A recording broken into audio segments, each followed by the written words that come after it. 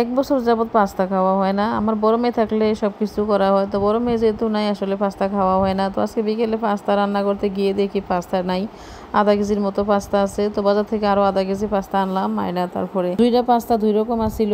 তো আমি পাস্তাটি ওই চুলায় সিদ্ধ করতেছি, আর এই চুলায় কড়াইয়ে বসাই দিলাম। কড়াইয়ে বসাই আমি অনেকটি রসুনের কোয়া একটু থেতো করে নিয়েছিলাম, তারপর দিয়ে দিলাম রসুনের কোয়াটি। তো রসুনের কোয়াটি যখন লাল করে ভাজা হইলো, তারপরে দিয়ে দিলাম হলো পেঁয়াজ। রসুন আর পেঁয়াজ একসাথে একটু লাল করে ভাজা নেবো। ভাজা আমি মুরগির মাংস দিয়ে দেবো। মুরগির মাংস আমি আগে থেকে কিন্তু মশলা মাখায় রাখিয়ে দিয়েছিলাম। এখন দিয়ে দিলাম হলো মুরগির মাংস। মুরগির মাংস একটু ভালো করে ভাজবো, ভাজা তারপরে আমি মশলা কষাবো আর কি। তো আমার বাসায় কিন্তু আমি অল্প স্বল্প কোনো কিছুই করি না, আমি যেটাই করি একটু বেশি করে করি, কারণ অল্প কোনো কিছু করতে আমার কাছে ভালো লাগে না। এমন ভাবে করে সবাই একটু তৃপ্তি সহকারে খাইতে পারে আর কি। তো আবার বাসায় মেহমানও আসছিল। পাস্তা সবচেয়ে বেশি পছন্দ করে আমার বড় মেয়ে। তো আমার বড় মেয়ে আসলে নাই, আর এতদিন আমার বড় মেয়ে বাসা আসছিল, আমার মনেও আসছিল না পাস্তার কথা। আজকে হঠাৎ করে মনে হইলো যেহেতু মেহমান আছে। পাস্তা রান্না করতে গেলে কিন্তু আগে থেকে সবকিছু প্রস্তুতি নিয়ে রাখতে হয়, আসলে হুটহাট করে কোনো কিছু রান্না করা যায় না। আজকে বিকেলে মুরগির মাংস নামাই রাখছিলাম যেহেতু পাস্তা রান্না, এরকম আমার প্রস্তুতি। রান্না করতে যতটুকু সময় লাগে গুছগাছ করতে কিন্তু তার চেয়ে বেশি সময় লাগে। তো এই কারণে কিন্তু সবকিছু আগে থেকে গুছগাছ করে রাখলে রান্নাটা করতে তেমন একটা সময় লাগে না। এখন কোনো কিছু করতে গেলে আমার মেয়ের আমার একটু সাহায্য করে, আমার বড় মেয়েও করে, আমার ছোট মেয়েও করে।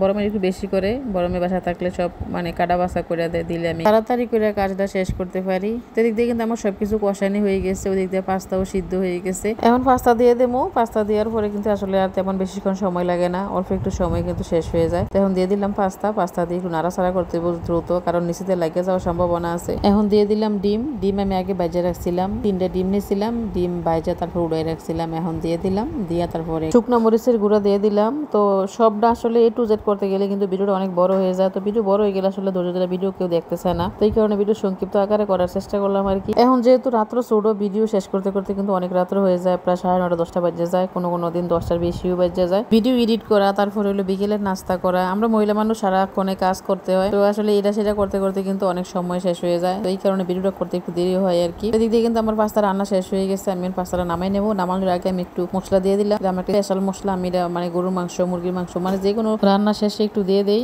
তো এখন কিন্তু সবাই খাইতে বসে গেছে। এদিক দিয়ে আমার ছেলে, আমার মেয়ে, তারপরে আমার মেহমানরা সবাই একসাথে খাইতেছে। তো এটা আমার বাসায় কিন্তু সবাই অনেক পছন্দ করে। আগে কিন্তু মাঝে মাঝে রান্না করতাম, এবার কিন্তু অনেক দেরি হয়ে গেছে, বাসা পাল্টানি, তারপরে হলো গিয়া এই কাজ সেই কাজ, কাজ করতে করতে আসলে সময় পাইছি না রান্না করতে। তো এটা কিন্তু বিশেষ করে আমার মামি ঢাকা থেকে সবসময় পাঠায়, তো আমি এদিক থেকে বেশি একটা কিনি না। ঢাকা থেকে পাঠালে কিন্তু অনেক সুন্দর, অনেক মোটা, আর আমরা এদিক গেটটা কিন্তু এত বেশি মোটা না, একটু পাতলা। এই ছিল আজকের বিকেলের নাস্তার ভিডিও।